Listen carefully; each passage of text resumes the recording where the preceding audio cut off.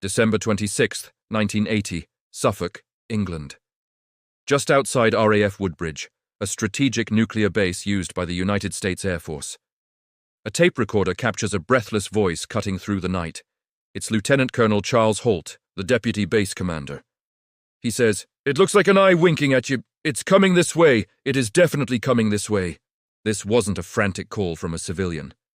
This was a high-ranking military officer, and he wasn't alone. Dozens of trained military personnel witnessed it. A metallic craft, strange hieroglyphs, beams of light penetrating nuclear bunkers. It is the most documented military UFO encounter in history. Today we unseal the file on Britain's Roswell. The Rendlesham Forest Incident. This is Dark Files Unsealed. It all began on Christmas night, 1980. The twin bases of RAF Bentwaters and RAF Woodbridge, separated by the dark expanse of Rendlesham Forest, were on alert. Security patrols saw strange lights descending into the trees. They suspected a plane crash. Staff Sergeant Jim Penniston and Airman John Burroughs were sent to investigate. As they pushed deeper into the forest, their radios cut out.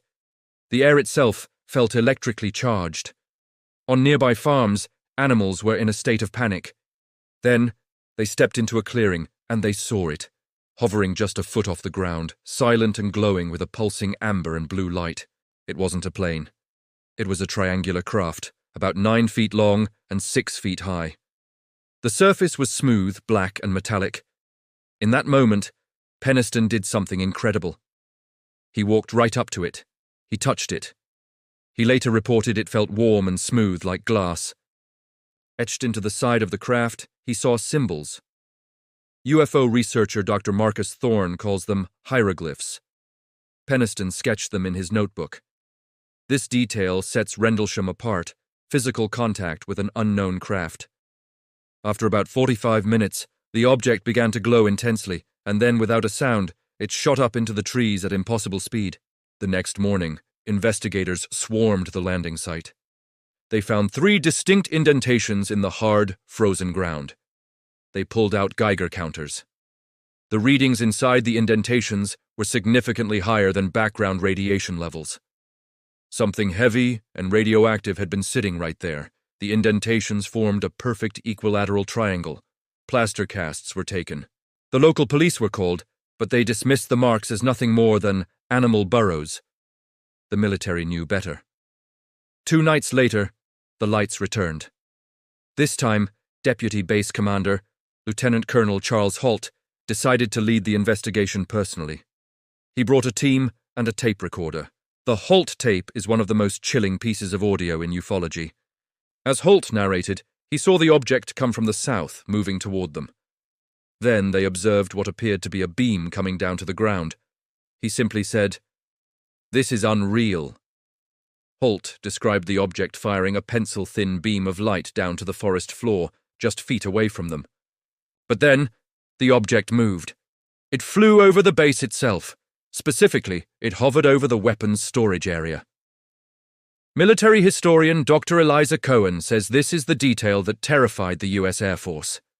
The WSA held tactical nuclear weapons. Halt reported that the UFO shone a beam directly into the bunkers. This wasn't just an observation, it was a scan, or a threat. The object demonstrated total superiority over a nuclear-armed military base, and there was nothing they could do but watch. Debunkers were quick to offer an explanation: the Orford Ness Lighthouse. Its beam sweeps across the area. Were these tired airmen just chasing a light through the trees? Colonel Halt furiously rejects this. A lighthouse doesn't move through the trees.